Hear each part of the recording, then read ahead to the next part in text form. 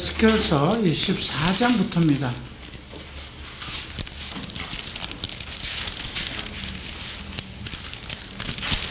(24장부터) 살펴보도록 하겠습니다. 자, 24장 1절에 아홉째 해 열째 달 열째 날에 여호와의 말씀이 내게 임하여 이르시되 인자야 너는 날짜 곧 오늘의 이름을 기록하라. 바벨론 왕이 오늘 예루살렘에 가까웠느니라. 자, 이게 오늘 날짜를 기록하라는 거예요. 오늘의 이름, 그걸 날짜라고 그랬어요. 그러니까 지금 아홉째 해 열 달째 열째 날에 하나님 말씀이 임했는데 너 오늘 날짜를 기록해두라는 거죠. 자, 근데 이 말씀이 역사서에서 또 언급되고 있습니다. 열왕기하 25장을 보죠.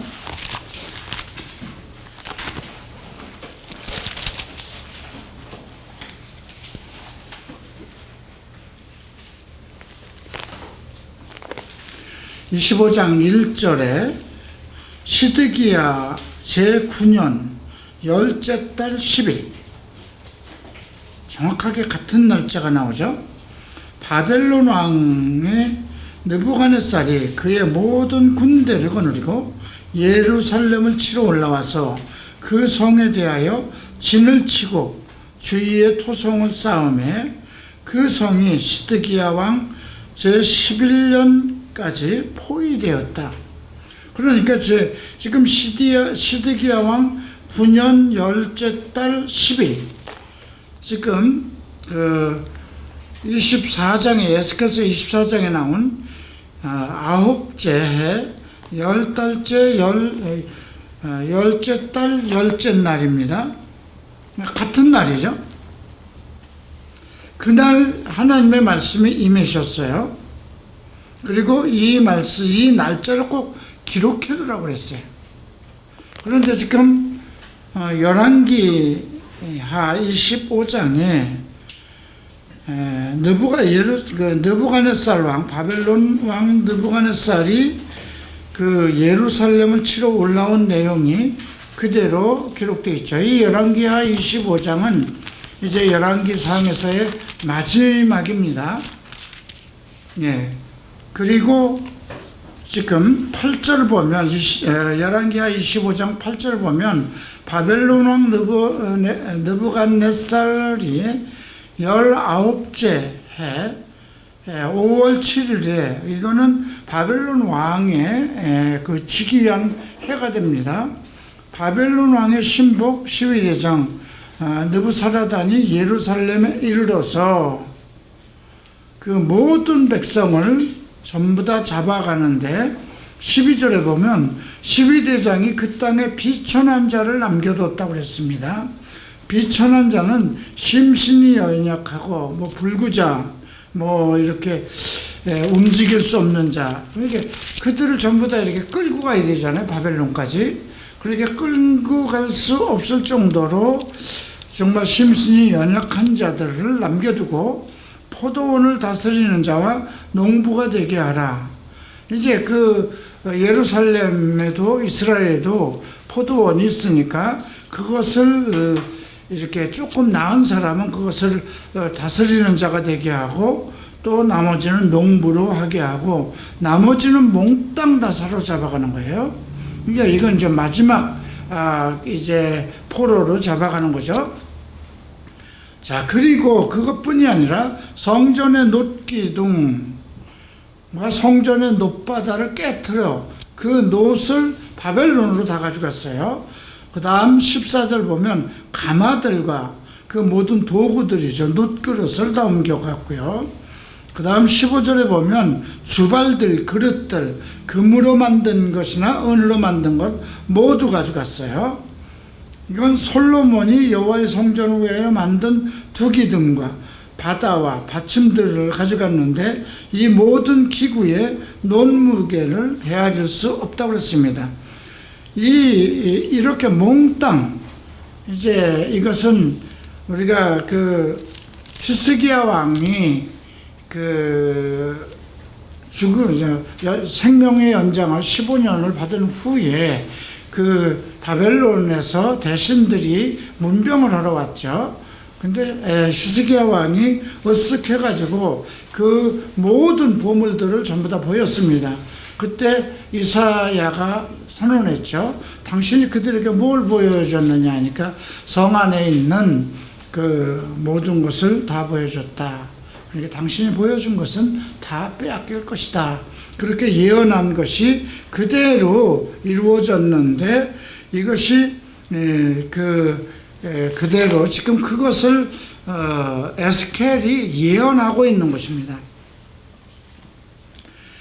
자, 이제 그 에스겔서 24장 3절을 보죠. 너는 이 반역하는 족속에게 비유를 베풀어 이르기를 주 여호와께서 이같이 말씀하시기를 가마 하나를 걸라. 지금 예화를 얘기하는 거예요.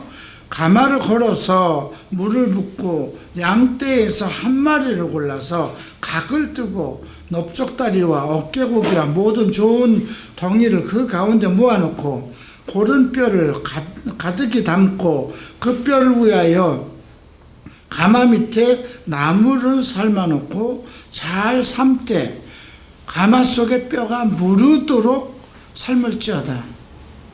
자, 이 가마는 이스라엘입니다. 예. 그 이스라엘을 그런데 지금 6절에서 보면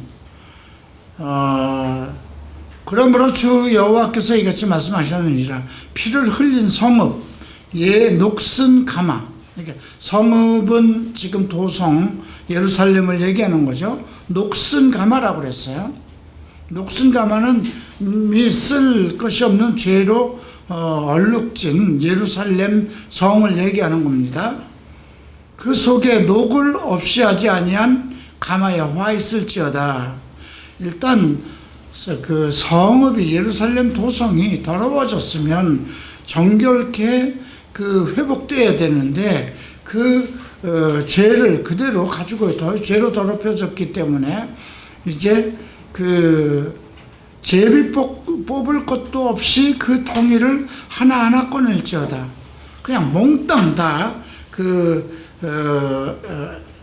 이제 그 가마에다 삶아서 이제 이스라엘 백성들이 모두 그냥 멸망당하는 것, 이런 것을 가마 속에 들어가 있는 한 양떼에서 한 마리라고 그랬죠. 그러니까 한 마리의 양을 통째로 삶으라고 그런 거죠. 이렇게 지금 하나님의 보응이 임할 것을 언급하였습니다. 자, 그 다음에 11절에 보면 가마가 빈 후에는 숯불 위에 놓아 뜨겁게 하며 그 가마에 놋을 달궈서 그 속에 더러운 것을 녹게 하여 녹이 소멸되게 하라. 이제 양을 이렇게 번제를 떠서 전부 다 점여서 고기 덩어리를 몽땅 집어넣고 뼈도 그대로 넣고 완전히 뼈가 무르도록 삶으라는 거죠. 우리나라로 얘기하면 곰탕이에요, 그죠? 예. 그런데 이게 녹슨 가마라는 거죠. 예루살렘 성 전체가 이제 죄로 가득 찼기 때문에, 그러면 그 안에 것을 전부 다 끄집어낸 후에 어떻게 할 것이냐? 숯불을 더 넣어가지고 가마에 놋을 달궈서 그 속에 더러운 것을 모두 녹게 하라는 것입니다.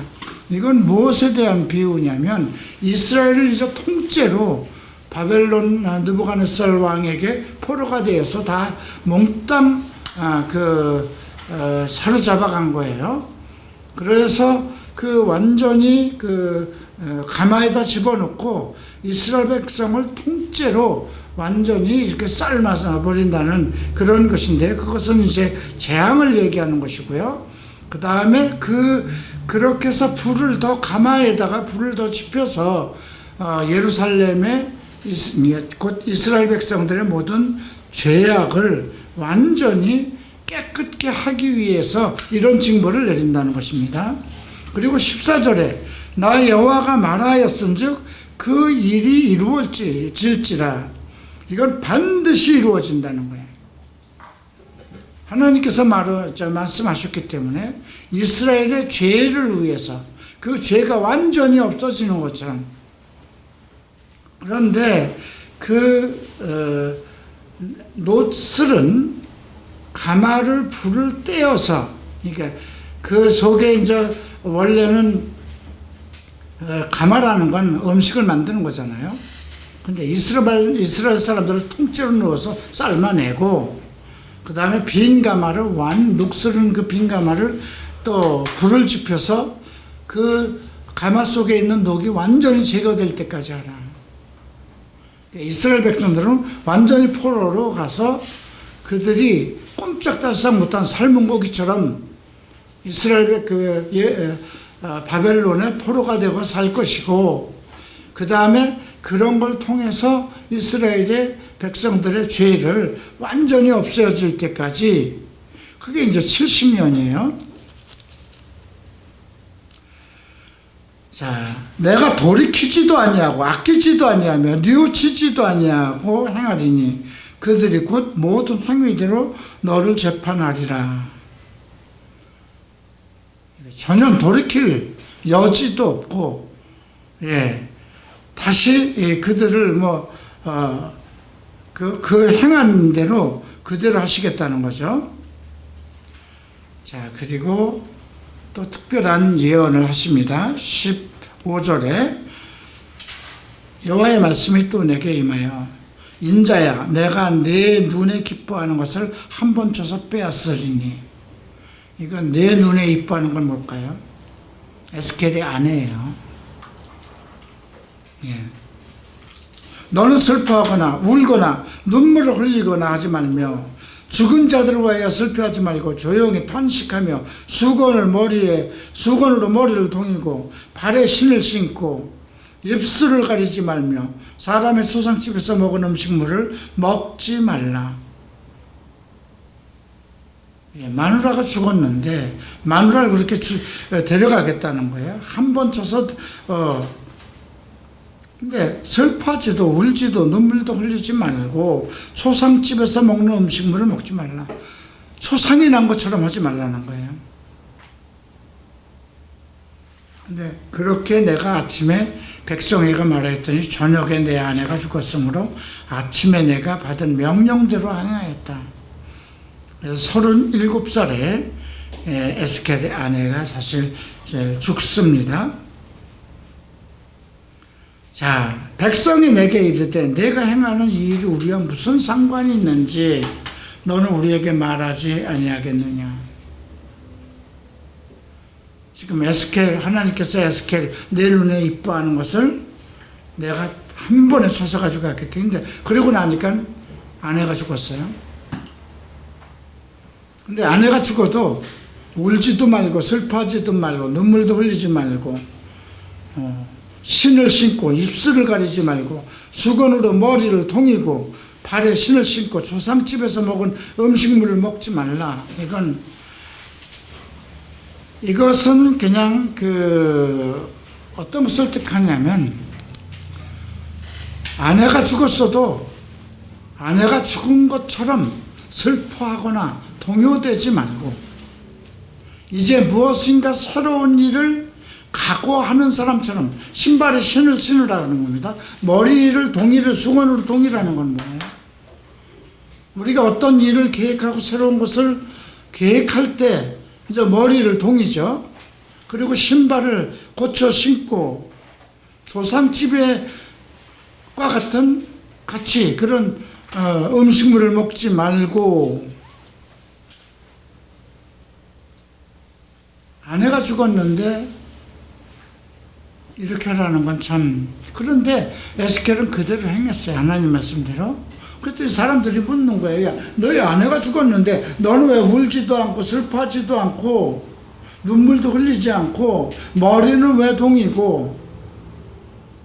신발은 왜 고쳐 신고, 음식도 준비하지 않고, 그러니까 초상집에 음식물을 준비해서 사람들과 같이 음식을 나눠야 되잖아. 왜 그러지도 않느냐? 네가 지금 행하는 일이 우리와 무슨 관계가 있느냐? 이렇게 사람들이 묻죠. 내가 그들에게 대답하기를, 여호와의 말씀이 내게 임하여 이르기를, 너는 이스라엘 족속에게 이르기를, 주 여호와의 말씀에 내 성소는 너희 세력의 영광이요. 여기서 보면 내 성소라고 그랬어요. 하나님의 성소죠.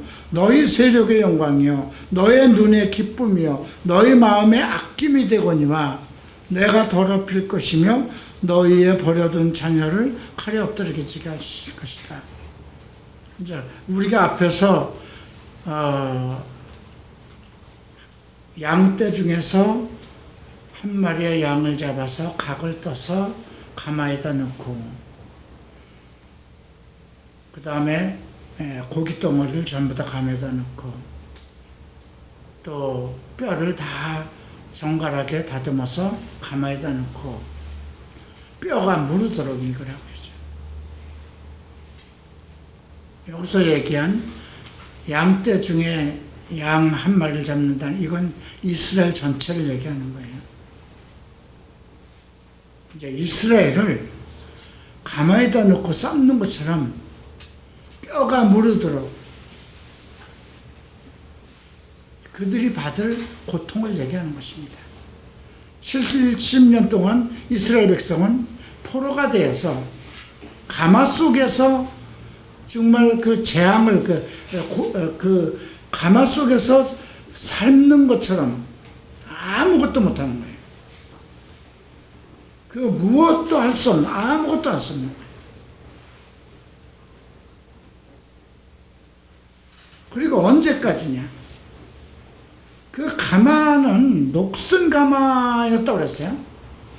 그 녹슨 가마는 이스라엘을 칭하는 거예요. 이스라엘 예루살렘의 그 도성을 얘기하는 겁니다. 도성은 거룩하고 의롭고 하나님의 영광이 되어야 되는 것이거든요. 21절에 아까 그렇게 돼 있죠. 내 성소는 너희 세력의 영광이요, 너의 눈의 기쁨이요, 너희 마음의 아낌이 된다.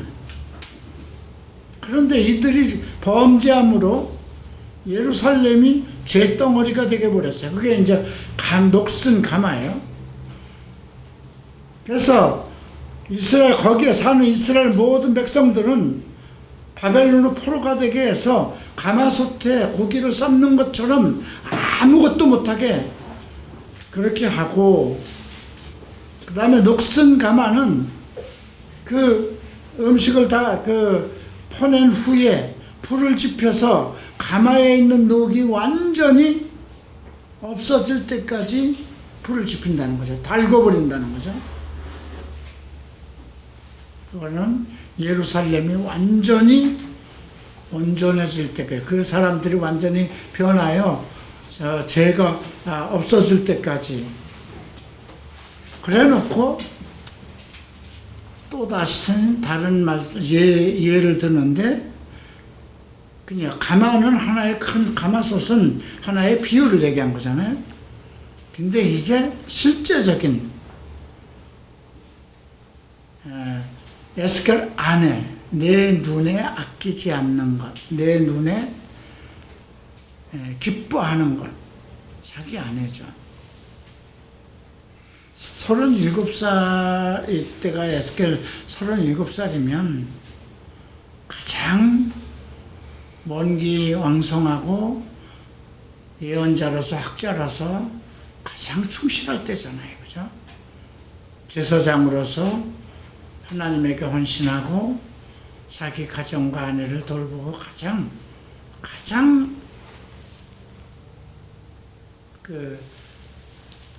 가정적으로 가장 행복한 그때예요. 근데 내 눈에 기뻐하는 것을 한 번 쳐서 빼앗을 것이니까 너는 슬퍼하지도 말고 눈물도 흘리지 마라. 오히려 머리를 동이고 신발을 신고 음식도 준비하지 마라, 조상집에. 그건 실질적으로 이제 이스라엘 사람들에게, 왜냐하면 가마에 삶은 그 놋이라는 놋가마를 설명을 해도 이해가 안 되는 거예요.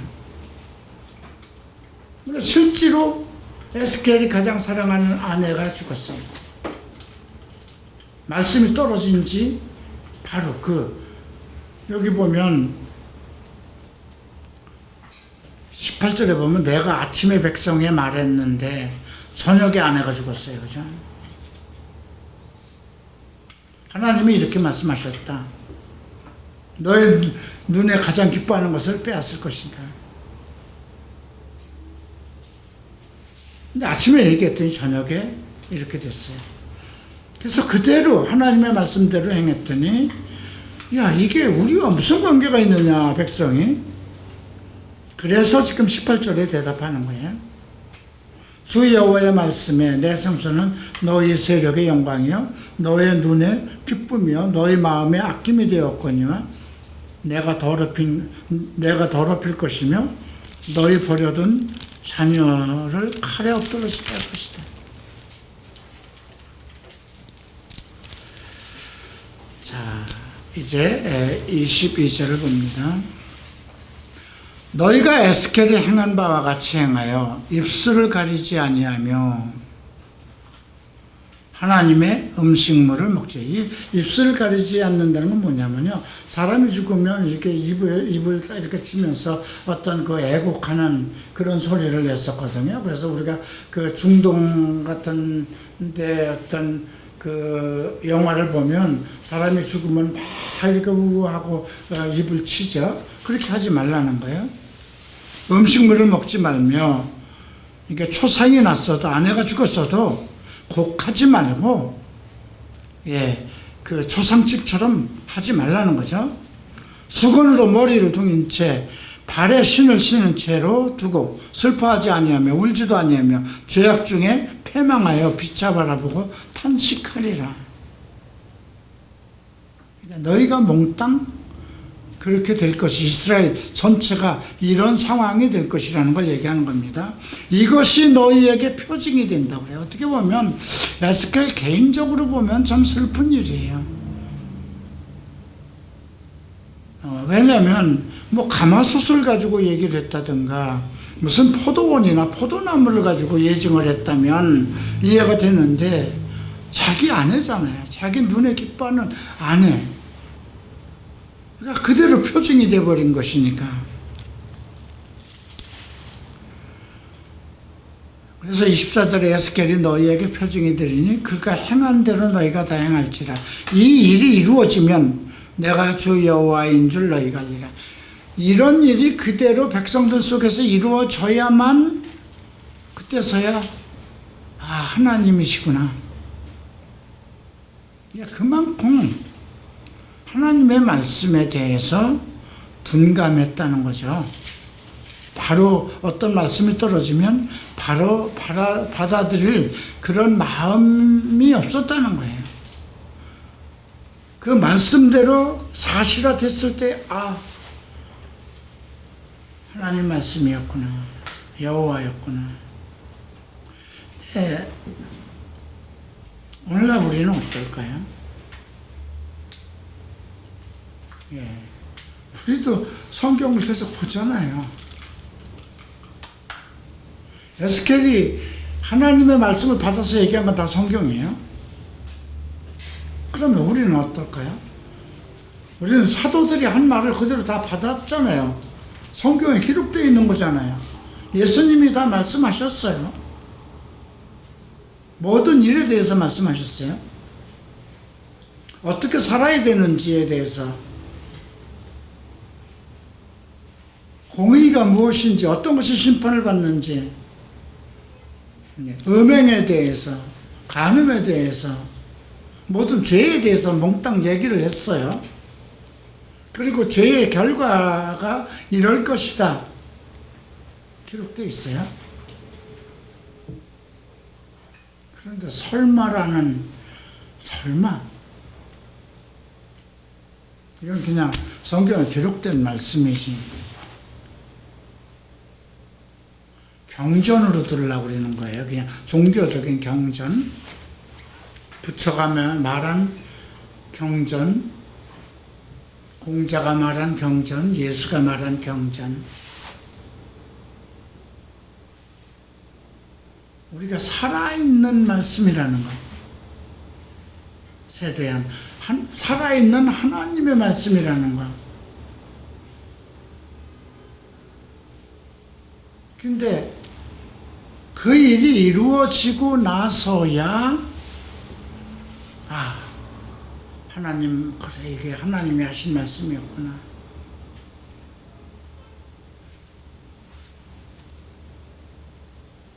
이게 지금 종말에 가는 거예요. 이스라엘, 그래, 종말이에요. 열왕기하, 아까 열왕기하를 봤나요? 열왕기하 25장이 열왕기에서 마지막이에요. 그죠? 그리고 역대상으로 넘어가요. 이스라엘의 마지막에 대해서 기록되어 있어요. 자, 우리에게는 지금 마지막 날이 어떤 날일까요? 한번 생각해 봐야죠. 종말의 날이에요. 그리스도의 날이에요.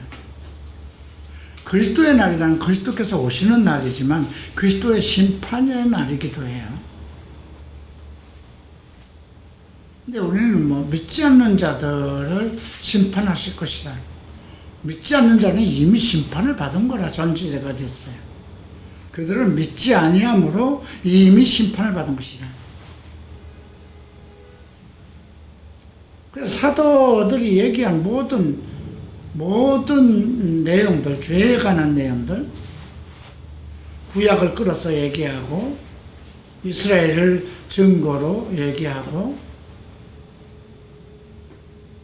그리고 이런 죄에 대해서 어떻게 될 것이다. 그렇죠? 어느 때 완전한 심판이 일까요? 그리스도의 날이에요. 내가 예수를 믿어서 그리스도의 의인이 되고 거룩한 자가 되고 하나님의 자녀가 되어서 그리스도의 영광에 이르는 것, 이것이 모든 크리스찬의 뜻입니다. 그럼에도 불구하고 계속, 물론 계속 예배 드려요. 주일이면 교회 나가고 11조 드리고 크리스찬들과 어울리고 찬양하고 예배 드립니다. 나는 어디 가서도 크리스찬입니다. 고백합니다. 이스라엘 사람들도 동일했어요. 더군다나 예루살렘에 사는 사람들은 더욱더 모든 예배에 참석하고, 근데 지금 그들의 죄로 말미암아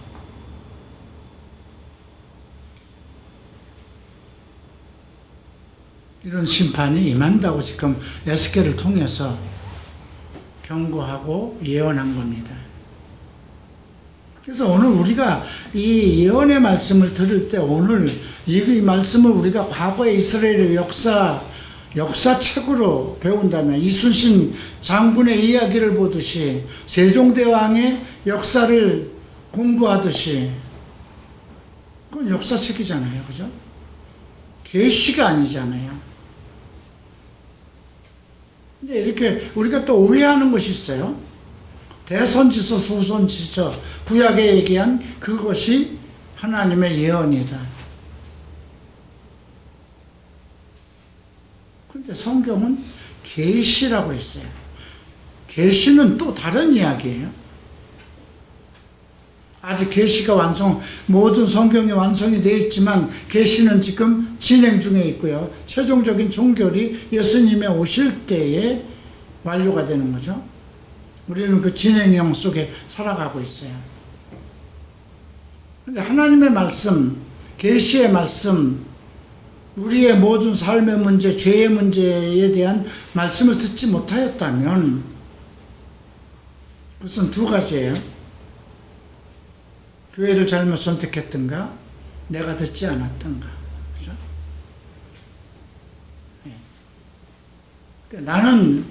내가 다니는 교회에서는 그렇게 성경을 세세토록 가르치지 않았기 때문에 나는 그냥 예수를 믿었고 천국 간다는 것만 알고 있었지, 내가 이런 죄를 범하는 자가 속에 속하여서 나는 그리스도의 날에 참여하지 못한다는 것을 알지 못했습니다. 이렇게 변명할 수가 없어요. 성경은 목사에게 얘기한 것이 아니고 우리에게 얘기한 거예요.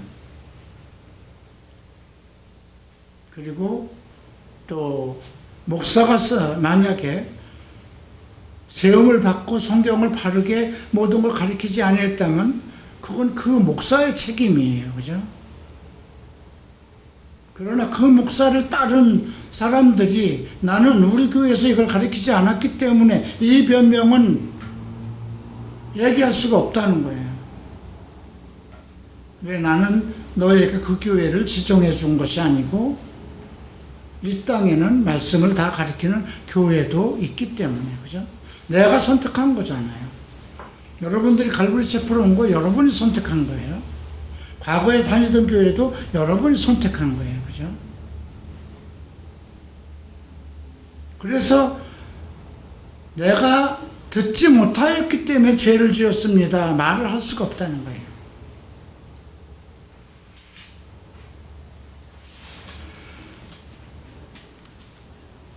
그래서 오늘 24장 24절 이같이 에스겔이 너희에게 표징이 되리니, 에스겔이 너희에게 표징이 된다는 거예요. 자기 눈에 기뻐하는 것을 빼앗겨도 정말 울지도 못하고 아무것도 못한다는 것. 그것이 이루어질 때 내가 주 여호와인 줄 너희가 알리라 하였느니라. 인자야, 내가 그 힘과 그 즐거워하는 영광과 그 눈이 기뻐하는 것과 그 마음에 간절하게 생각하는 자녀를 데려가는 날. 이제 앞에서는 아마 에스겔이 자녀가 없었는지 그 눈에 기뻐하는 아내를 데려갔어요. 그런데 지금 25절에 힘과 즐거워하는 것, 영광과 그 눈이 기뻐하는 것. 힘과 영광은 하나님의 능력과 권능이에요. 성소에 묻은 것이죠. 그 마음이 간절하게 생각하는 자녀를 데려가는 날, 곧 그날에 도피한 자가 내게 나와서 내 귀에 그 일을 들려주지 아니하겠느냐. 그날에 내 입이 열려서 도피한 자에게 말하고 다시는 잠잠하지 아니하리라. 이같이 너는 그들에게 표징이 되고 그들은 내가 여호와인 줄 아니라. 참 슬픈 이야기입니다. 그리고 이것은 우리에게 경고입니다. 자, 25장은 이스라엘에 관한 것이 아닙니다. 암몬 족속이에요. 그리고 8절에 보면 모압 족속에 나옵니다. 그리고 12절에 보면 에돔이 나오죠. 에돔 족속은 에서족입니다. 그리고 15절에 보면 블루셋, 가나안의 7족속을 얘기하죠. 이스라엘과 대적 관계, 적대 관계를 가지고 있던 주변 국가입니다. 먼저 암몬 족속 2절을 보면 암몬 족속을 향한 예언이에요. 너는 암몬 족속에 이르기를 너희는 주 여호와의 말씀을 들을지어다. 주 여호와께서 이같이 말씀하셨느니라. 내 성소가 더럽힘을 받을 때에 내가 그것에 관하여 이스라엘 땅이 황폐할 때에 내가 그것에 관하여 유다 족속이 사로잡힐 때에 내가 그것에 대하여 이르기를 아 좋다, 아 잘됐다, 신난다.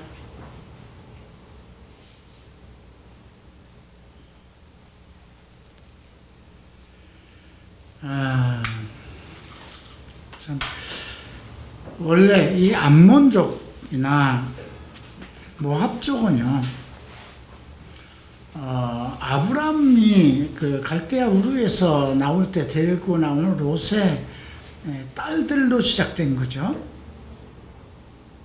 근데 롯은 아브라함과 함께 하나님을 섬기던 사람이에요. 하나님이 둘을 나누었죠. 근데 롯은 그 당시 이제 기름지고 또 풍성해 보이는 소돔과 고모라 지역을 택해서 갔어요.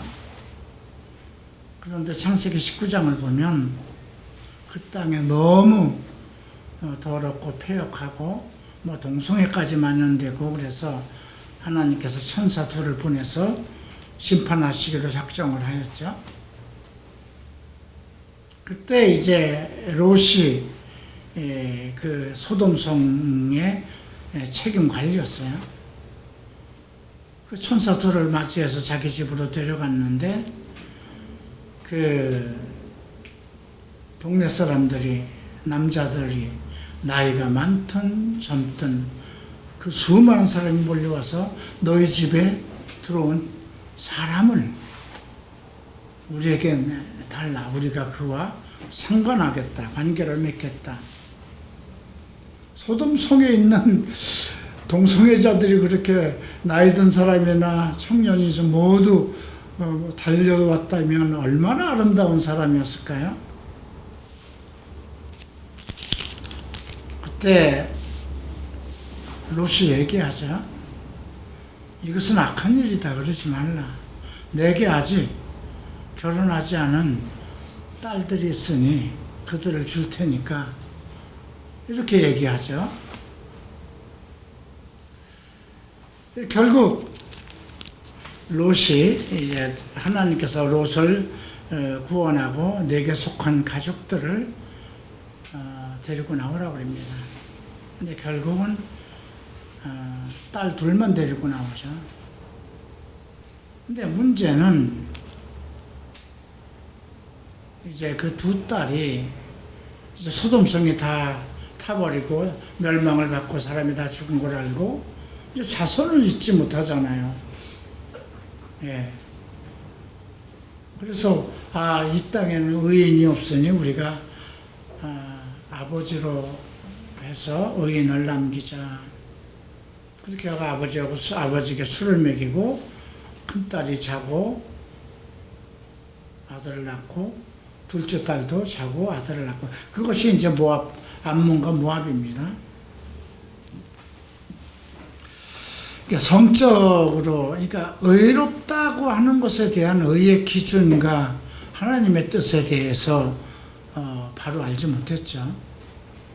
롯은 그 땅에 10명의 의인을 전하지 못해서 결국 소돔성이 멸망받고 말았어요. 그죠? 우리가 그 창세기 10장을 통해서 생각해야 되는 건 오늘은 어떤가 이거예요.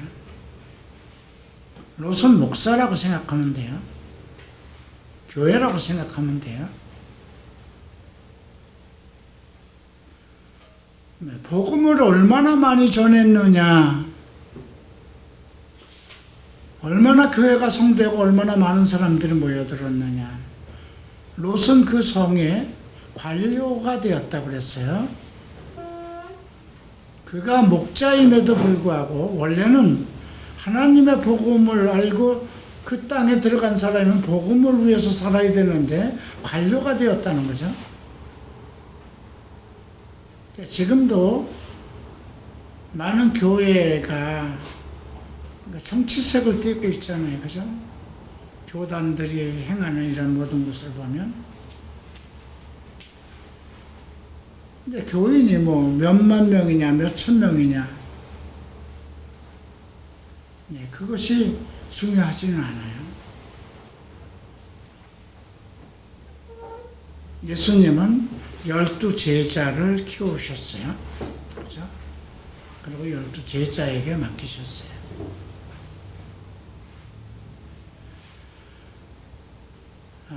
그래서 오늘 지금 우리가 25장에선 그 주변 국가들, 그 다음에 이제 에돔은 누구의 아들인가요?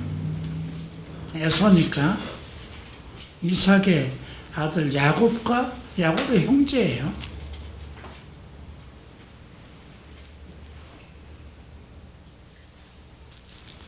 그 다음에 이제 15절에 나오는 블루셋, 가나안 땅의 7부족이었죠. 이들은 모두 그래도 이스라엘과 관계 속에 있었기 때문에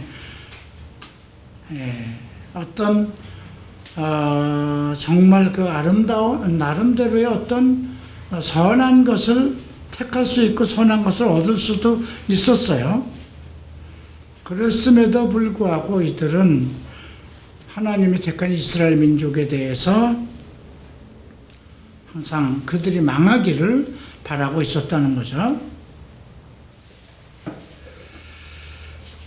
자, 12절 보면 주 여호와께서 이같이 말씀하셨느니라. 에돔의 유다 족속을 쳐서 원수를 갚았고, 에돔이 유다 족속을 쳐서 원수를 갚았고 원수를 갚음으로 심히 범죄하였다 그랬습니다. 또 15절에 보면 주 여호와께서 이같이 말씀하셨느니라. 블루셋 사람이 옛날부터 미워하여 멸시하는 마음으로 원수를 갚아 진멸하고자 하였다. 옛날부터 미워하여 멸시하는 마음. 가나안 땅은 하나님께서 이스라엘 백성에게 젖과 꿀이 흐르는 땅으로 주신 곳이에요. 그래서 그쪽에 있는 모든 왕들을 쳐서 멸하고 이스라엘 여호수아와 함께 들어간 이스라엘 백성들이 점령하였기 때문에 그들 마음속에서는 정말 미워하는 마음이, 그래서 옛날부터 미워하며 멸시하는 마음으로 원수를 갚아 진멸하고자 하였다. 그러니까 이렇게 블루셋 사람이나 에돔이나 모압이나 암몬이나 이스라엘을 아주 원수처럼 생각하고 칼을 갈고 있었다는 거죠. 그 내용이 25절. 그것에 대해서 하나님께서 17절을 보면 분노의 책벌로 그 원수들을 그들에게 크게 갚으리라. 내가 그들에게 원수를 갚은 줄 내가 여호와인 줄을 그들이 알리라. 그들도 이스라엘 백성들을 원수로 삼고 그들이 망하기를 원했던 그 모든 족속도 하나님께서 멸하실 것을, 그때서야 그들도 하나님이 정말 오직 여호와이시구나를 깨닫는 것이죠. 자, 이제 26장입니다. 26장은 두로의 멸망이 나오는데 26장, 27장, 28장은 계시록 18장과 관계가 되어 있습니다. 그래서 매우 중요한 내용이고요. 두로에 대한 이야기가 나오면 우리가 28장을 좀 먼저 살펴봐야 될 필요가 있는데요. 28장 11절을 보죠. 여호와의 말씀이 또 내게 임하여 이르시되 인자야 두로 왕을 위하여 슬픈 노래를 지어 그에게 이르기를 주 여호와의 말씀이 너는 완전한 도장이고 지혜가 충만하여 온전히 아름다웠도다. 내가 옛적에 하나님의 동산 에덴에 있어 각종 보석 곧 홍보석과 항보석과 금강석과 황옥과 홍마노와 창옥과 청보석과 남보석과 홍옥과 황금으로 단장하였으며 내가 지음을 받던 날에 너를 위하여 소고와 비파를 준비하였도다. 너는 기름 부음을 받고 지키는 그룹이며 내가 너를 세우며 내가 하나님의 성산에 서 있어서 불타는 돌들 사이를 왕래하였도다. 내가 지음을 받던 날로부터 내 모든 길에 완전하더니 마침내 내게서 불의가 드러났도다. 내 무역이 많으므로 내 가운데 강포가 가득하여 내가 범죄하였도다. 그래서 우리가 지난번 수요일날 배운 이사야서 14장에 나오는 루시퍼 계명성에 대한 것과 에스겔서 28장에 나오는 두로 왕은 모두 적그리스도에 관한 이야기라는 것을 언급했어요. 근데 26장부터 27, 28장이 모두 그 두로의 멸망에 관한 것인데 좀 중요한 부분이 있습니다. 자, 26장 1절을 봅니다. 11째 해 어느 날 초하루에 여호와의 말씀이 내게 임하여 이르시되 인자야 두로가 예루살렘에 관하여 이르기를 아하 만민의 문이 깨져서 내게로 돌아왔도다. 만민의 문, 모든 사람들이 들어가는 문이라는 거예요. 이스라엘 예루살렘이죠. 하나님의 도성이죠. 예. 내게로 돌아왔도다. 이건 뭐예요? 이스라엘이 이제 다 끝났고 그 모든 영광과 권세가 자기에게 돌아왔도다. 그가 황폐하였으니 내가 충만함을 얻으리라. 지금 우리가 25장에서 얘기하는 암몬이나 모압이나 에돔이나 블루셋이나 모두 하나님이 세운 이스라엘의 시기하고 질투하고 망하기를 바랐기 때문에 그들의 죄를 하나님께서 갚으시기 위해서 멸망시켰다고 언급했어요. 근데 그 중에서 최고에 해당되는 두로를 얘기하는 거예요. 사실 두로 왕은 과거 과거 다윗 왕 때 다윗 왕에 의해서 상당히 두로 왕이 친했어요. 그래서 그 두로 지역이 그 해변가였거든요. 거기에서 나는 성전 재료들을 운반해 오고 한 내용이 이제 역사서에 전부 다 기록이 되어 있어요. 솔로몬 왕 때 두로가 예루살렘 성전을 위해서 많은 성전을 짓는 그런 사람들도 보내고, 그 다음 또 백향목이라든가 이런 나무들도 많이 보내고 성전을 짓는데 한 역할을 했어요. 근데 예루살렘이 이제 만민의 문이 깨져서 내게 돌아왔도다. 그가 황폐했기 때문에 내가 충만해짐을 얻을 것이다. 그러므로 주 여호와께서 이것이 말씀하시느니라.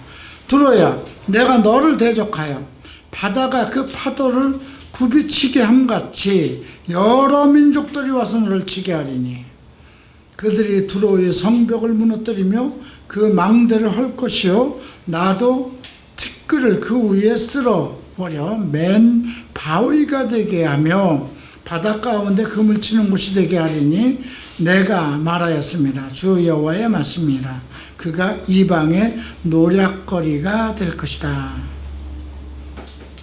들에 있는 그의 딸들은 칼에 죽으리니 그들이 나를 여호와인 줄 아니라. 그것을 누가 멸망시킬까요? 바로 왕들 중에 왕이라고 그랬어요. 실제로 보면 바벨론 느부갓네살 왕에 의해서, 바벨론 느부갓네살 왕에 의해서 이스라엘이 멸망받았잖아요. 그리고 3번에 걸쳐서 모든 사람들을 다 포로로 잡아가고 성전의 모든 금은보와 기둥 모든 것을 다 싹 쓸어갔잖아요. 그리고 일할 수 없는 연약한 심약한 사람만 남겨둬서 포도원을 가꾸게 하고 예루살렘은 아주 황폐, 아주 무너져 버렸어요. 없어져 버렸어요. 그런데 그 예루살렘이 망한 걸 보고 두로가 기뻐하고 이제 그 모든 영광이 우리에게 올 것이다 이렇게 얘기할 때 하나님께서 이제 바벨론의 느부갓네살 왕으로 하여금 북쪽에서 말과 병거와 기병과 군대의 백성의 큰 무리를 거느리고 와서 두로를 치게 할 것이다. 자, 이것은 이제 그대로 이제 그러한 내용들이 9절, 8절, 10절까지 언급되었습니다. 그런데 실질적으로 완전히 이 지역이 이제 망한 것은 이 예언이 선포된 후 240년 후가 됩니다. 그래서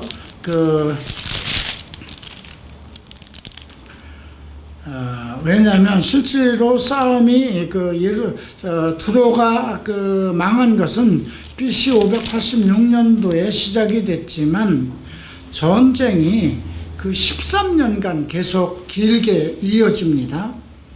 이렇게 쉽지 않았어요. 두로의 그러니까 도성을 들어갈 수가 있어요. 난공불락이 돼서 들어갈 수가 없는 거예요. 그래서 거기를 들어가려면 배를 댈 수가 있어야 되는데 난공불락이 돼서 어떻게 배를 댈 수가 없는 거예요. 그걸 어떻게 했을까요? 흙을 파다가 배가 들어갈 수 있는 저걸 길을 만든 겁니다. 그 내용이 지금 이제 12, 13절 지금 10절부터 전부 다 언급이 되는 거예요. 자, 8절을 보면 그가 들에 있는 너희 딸들을 칼로 죽이고 너를 치려고 사다리를 세우며 토성을 쌓고 방패를 갖출 것이요 공성태를 가지고 내 성을 치며 도끼로 망대를 찍을 것이며 말이 많음으로 그 티끌이 너를 가릴 것이며 사람이 무너진 성구멍으로 들어가는 것 같이 그가 내 성문으로 들어갈 때에 기병과 수레와 병거의 소리로 말미암아 내 성곽이 진동할 것이며 자, 그가 그 말굽으로 내 모든 거리를 밟을 것이며 칼로 내 백성을 죽일 것이며 내 견고한 석상을 땅에 엎드릴 것이며 내 재물을 빼앗을 것이며 내가 무역한 것을 노력할 것이며 성을 할 것이며 내가 기뻐하는 집을 무너뜨릴 것이며 내 돌들과 내 제목과 내 흙을 다 물 가운데로 던질 것이다. 이 말이에요. 내 돌들과 내 토목과 내 흙을 다 물 가운데 던져서 그걸로 배가 닿을 수 있는 느부갓네살 왕이 그 나라를 완전히 점령할 수 있는 그 길을 만든다는 거예요. 군대가 들어갈 수 있는 길을. 근데 이것을 느부갓네살 왕이 이루지 못했어요. 자, 이제 느부갓네살 왕 바벨론이 망하고 어떻게 되나요? 바사와 메대가 이루어지죠. 그 다음에 어떻게 되나요? 알렉산더가 헬라를 일으켜요. 헬라 때에 이게 이루어져요. 그래서 지금 12, 13장은 그 시작은 위에서 그렇게 됐어도 12절, 13절 그렇게 해서 내가 내 소리를 그치게 하며 내 수금 소리를 다시 들리지 않게 하고 너를 맨 바위가 되게 한즉 내가 금을 말리던 곳이 되고 다시는 건축하지 못하리니 나 여호와가 말하였음이라 주 여호와의 말씀이라. 이렇게 결국은 시간과 관계없이 예언이라는 것이 꼭 아까 에스겔의 아내가 죽는 건 아침에 얘기했는데 저녁에 아내가 죽은 것 같이 그날에 이루어지는 것도 있었지만 이렇게 하나님께서 말한 것은 사실 실질적으로 성취가 되는 것은 240년 후에 성취가 되죠. 자, 이제 15절 봅니다. 주 여호와께서 이같이 두로에게 대하여 말씀하시되 내가 엎드러지는 소리에 모든 섬이 진동하지 아니하겠느냐? 곧 너의 성 가운데 상한 자가 부르짖으며 죽음의 때를 면하리라. 그때에 바다의 모든 왕이 그 보좌에서 내려 조복을 벗으며 수놓은 옷을 버리고 떨림을 입듯하며. 그러니까 왜냐하면 그 두로는 그 어떤 나라들도 침략할 수 없고 그 두로의 어떤 그 화려함은 정말 주변의 왕들이 모두 동경하던 것인데 두로가 그냥 한순간에 망하니까 모두 떨고 놀라게 되죠. 그래서 그들이 너를 위하여 슬픈 노래를 불러 이르기를 항해자가 살았던 유명한 성읍이여 너와 그의 주민이 바다 가운데 있어 경고하였도다. 해변의 모든 주민을 두렵게 하였더니 어찌 그리 멸망하였는고. 내가 무너지는 그날에 섬들이 진동할 것이며 바다 가운데 섬들이 너 결국을 보고 놀라리라. 자, 이것은 계시록 18장을 한번 보십시다. 이 내용은 이제 에스겔서 27장에 자세히 나와요. 이거는 이제 그 두로의 애가 두로가 망하는 그 내용을 얘기하는 것인데요. 이것이 계시록 18장입니다.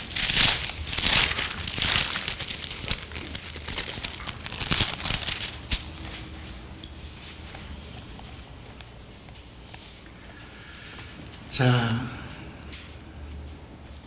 18장 7절에 보면 그가 얼마나 자기를 영화롭게 하였으며 사치하였으며 그만큼 고통과 애통을 갚아주리라. 그리고 쭉 이렇게 내려와 보면 10절을 보죠.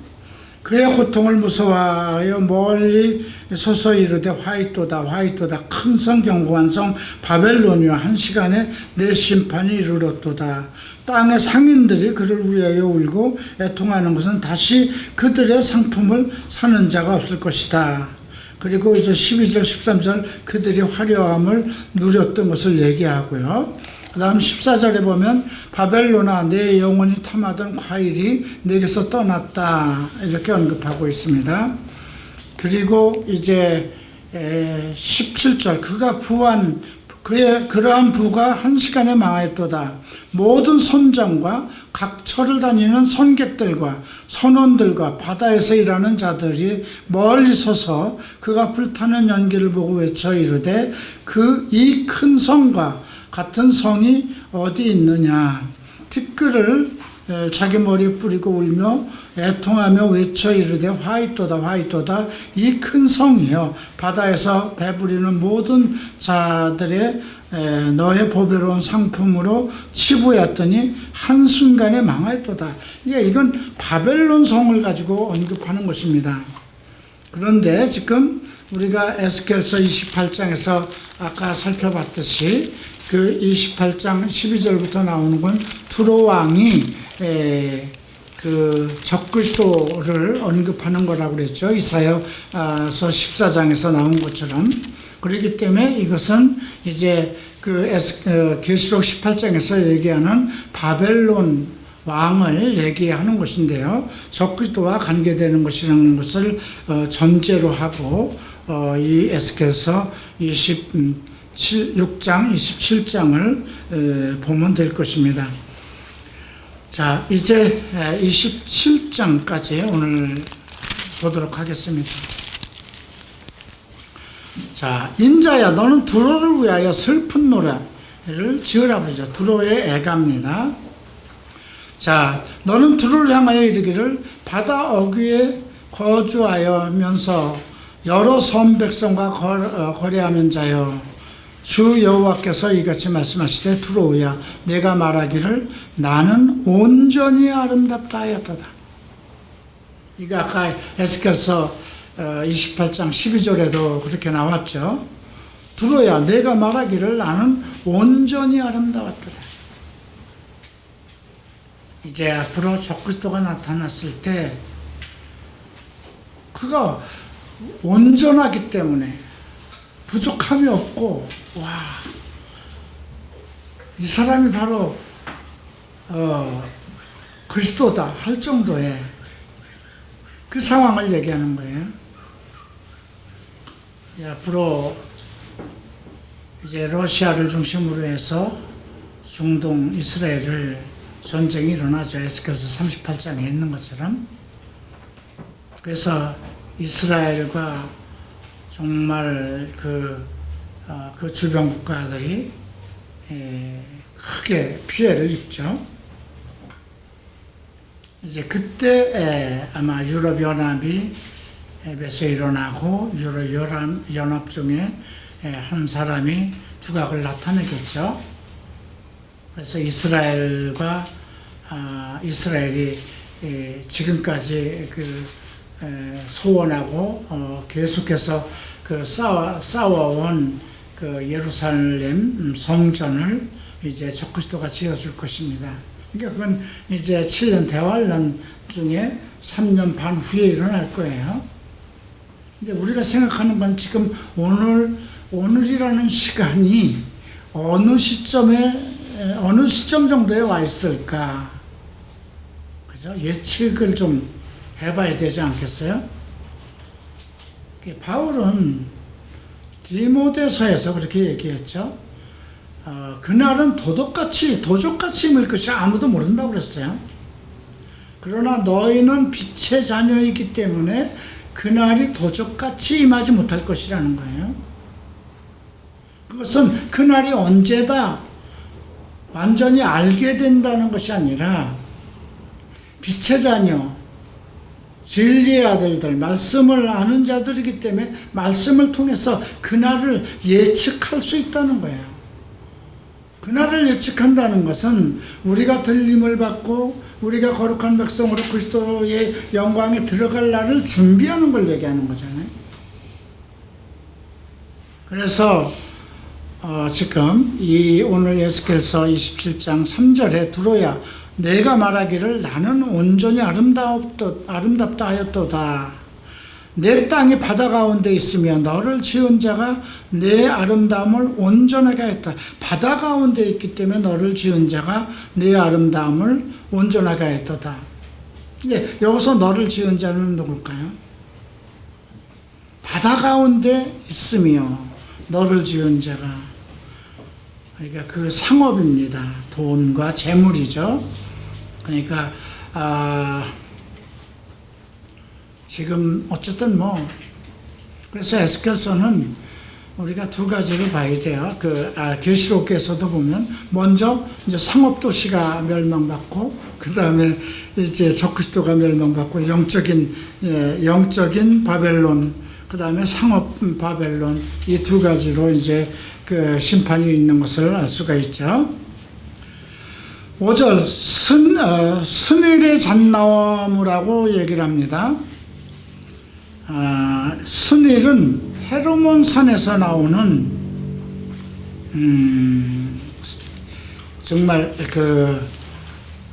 헤르몬 산은 이스라엘 백성들의 영적 산이야.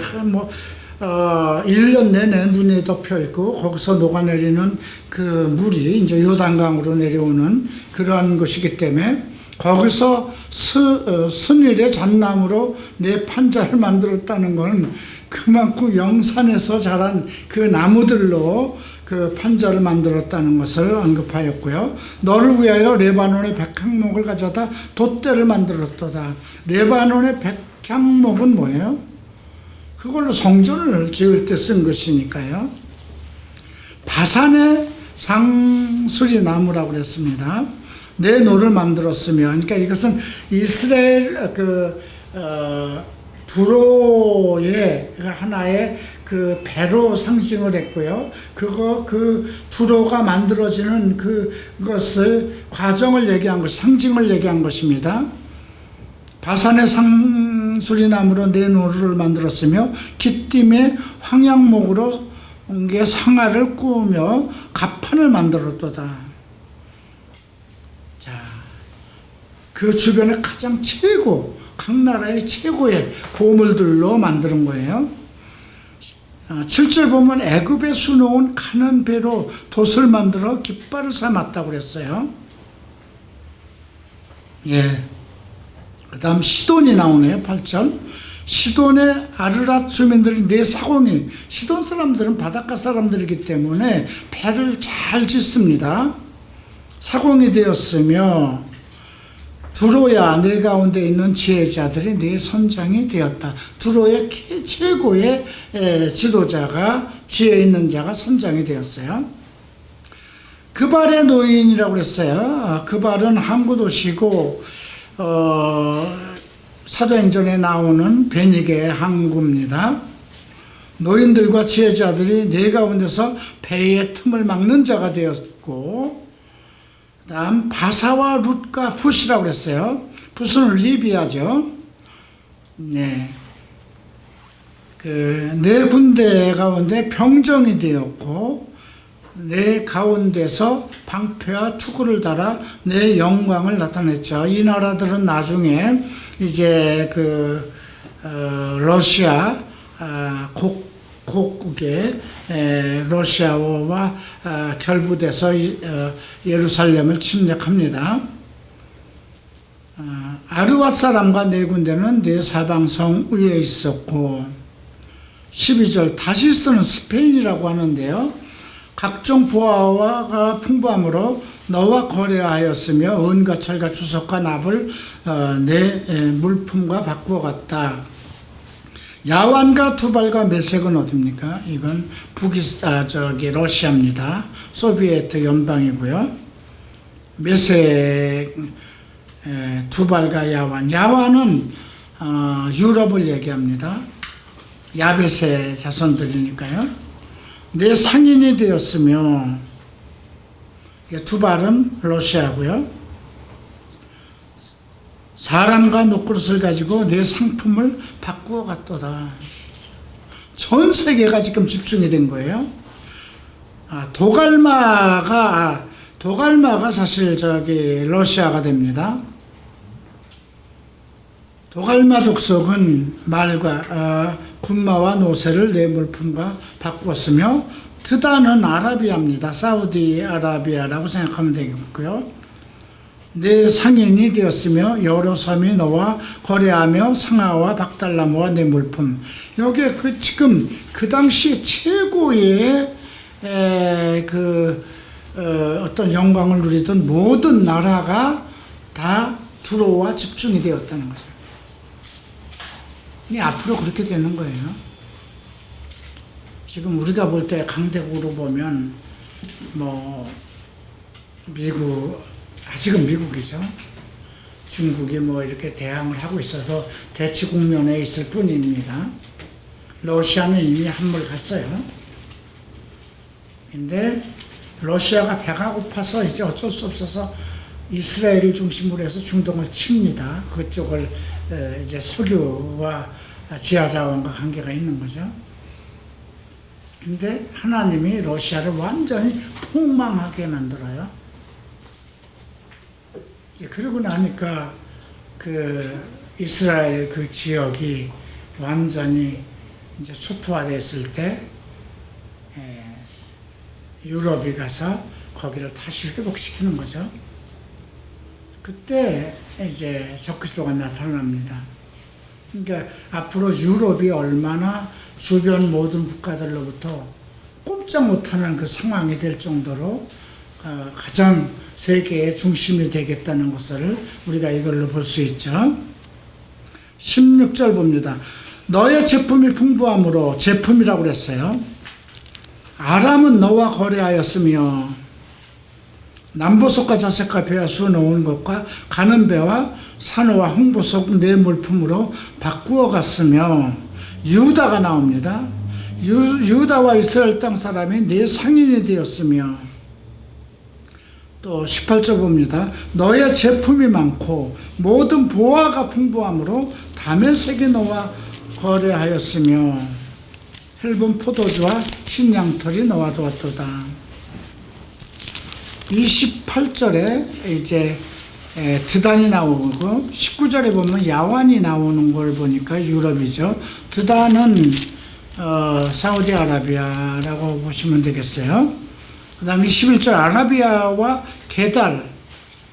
게달은 이스마엘의 그 아들, 하갈의 아들 중,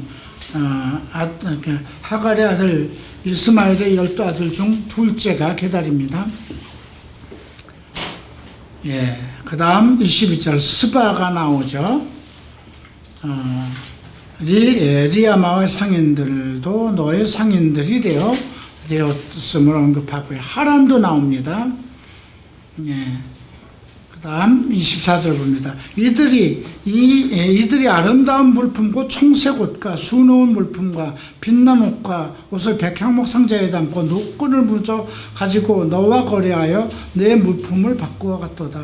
그러니까 정말 이 각 나라가 모두 두로와 무역을 해서 두로는 정말 그 어떤 나라도 넘볼 수 없는 최고의 나라가 되어버린 거죠. 자, 26절 봅니다. 내 사공이 너를 인도하여 큰 물에 이르게 하며 동풍이 바다 가운데서 너를 무찌르라. 이 동풍은 누굴까요? 느부갓네살 왕입니다. 그리고 이 느부갓네살 왕과 아까 이어져서 그 땅이 전부 다 바벨론 땅이 뭘로 변한 메대와 바사요. 그 다음에 알렉산더 대왕이 들어서는 국가가 되는 것이니까요. 내 재물과 상품과 바꾼 물건과 내 사공과 선장과 내 배의 틈을 막는 자와 내 상인과 내 가운데 있는 모든 용사와 내 가운데 있는 모든 무리가 내가 패망하는 날에 바다 한가운데 빠질 것이다. 그죠? 그래서 내 선장이 부르짖는 소리에 물결이 흔들렸다 언급되어 있습니다. 31절에 보면 그들이 다 너를 위해 머리털을 밀고 굵은 배로 띠를 띠고 자기네들의 거래처가 되고 그 나라가 없이 돼버리면 그 나라가 망하면 어떻게 될까요? 다 망하는 거잖아요. 그죠? 우리나라도 이렇게 보세요. 중국과의 어떤 무역이 막히면 어떻게 돼요? 지난번 겪었잖아요. 그 사스인가 그것 때문에. 그죠? 만약에 미국과 적대감정이 되면 어떻게 될까요? 그냥 망하는 거예요. 미국과 무역을 하고 살아왔는데 그게 끊긴다고 해보세요. 근데 지금 모든 세계의 모든 나라가 지금 이 두로와 무역 관계를 가지고 있었던 거예요. 그렇게 할 나라는 이제 미국이 아니라 유럽이라는 거예요. 그렇죠? 지역적인 그런 걸로 봐서라도. 근데 이제 미국은 같은 유럽과 같은 나라로 봐야 돼요. 우리가 성경적으로 볼 때는.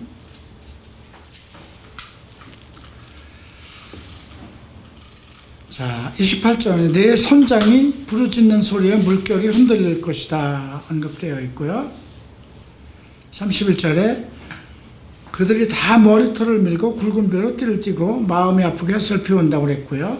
33절 내 물품을 바다로 실어낼 때에 내가 여러 백성을 풍족하게 하였으며 내 재물과 무역이 많음으로 세상 왕들이 풍족하였었다. 이제 결론이었잖아요. 과거 너로 인해서 주변이 다 살았다는 거죠.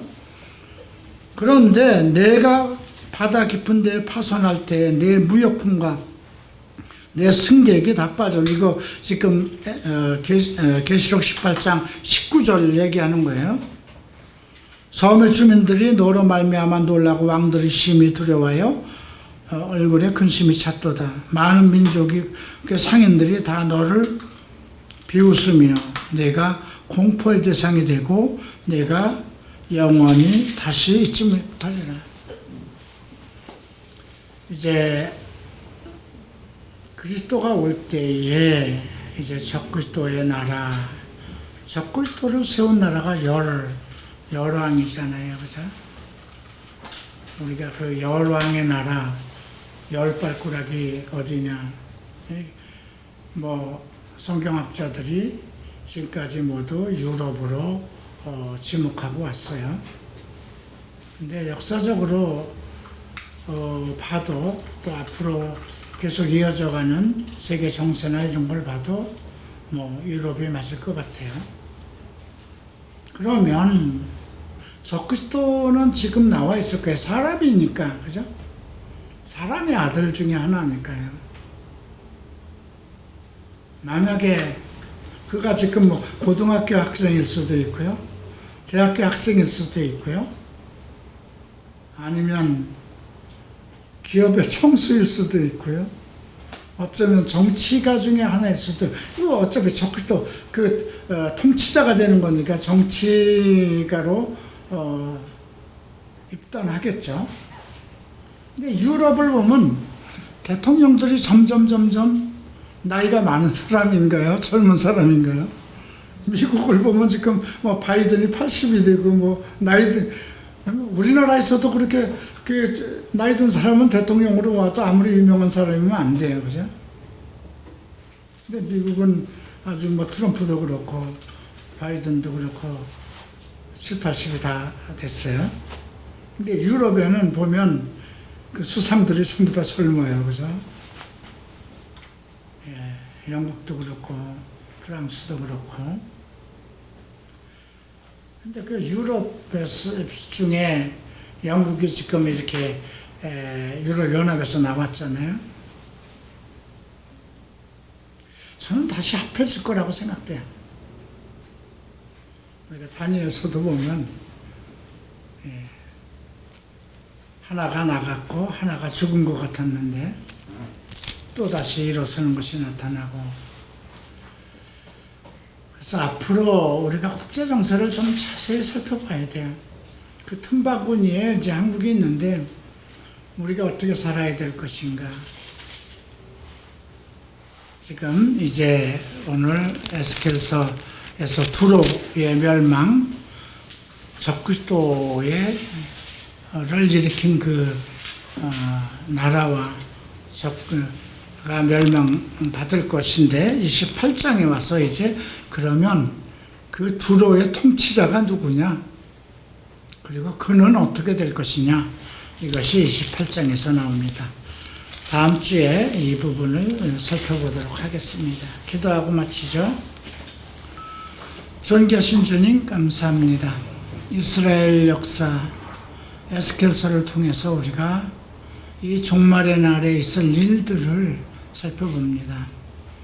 하나님의 계시의 말씀은 항상 살아있어서 오늘에도 이루어질 수 있고 또 장차 앞으로도 이루어질 수 있는 말씀인 것을 깨달았습니다. 우리가 이러한 말씀을 통해서 내가 오늘 어떻게 살아야 될 것인가, 이 말씀, 우리에게 하신 그리스도의 말씀과 사도들의 말씀이 지금 내 삶 속에서 어떻게 이루어지고 있는가, 나는 그 말씀을 따라서 살아가고 있는가, 그 말씀을 거역하는 이스라엘 백성들처럼 살고 있는가, 이런 것을 생각하는 시간이 되게 하소서. 감사하며 예수 그리스도 이름으로 기도합니다.